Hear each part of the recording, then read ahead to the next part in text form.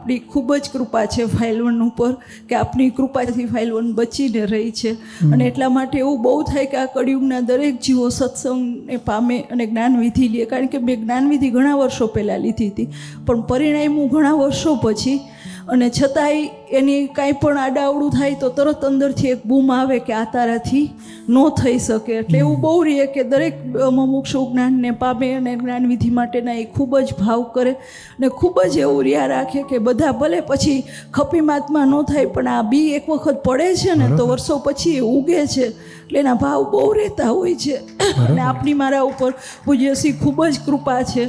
અને આ કળિયુગમાં દાદાનું જ્ઞાન જેવું સચોટ ને સાચું જ્ઞાન એકેય નથી કે સામાવાળાને તમે નિર્દોષ જોઈ શકો છો આ જ્ઞાનથી, અને ફાઇલ 1ને નિર્દોષ જોઈ શકો છો કે 5 આજ્ઞામાં રહેવું જ છે. એવો તમે નિશ્ચય સવારે એકવાર કર્યો, પછી કાંઈ બને છે તો એમ ફાઇલ 1ને તમે દોષ ન દઈ શકો કે ભાઈ તારો ભાવ તો હતો જ ને, હવે જે બન્યું એની તું માફી માગ, ઓલો ભાર રહીએ.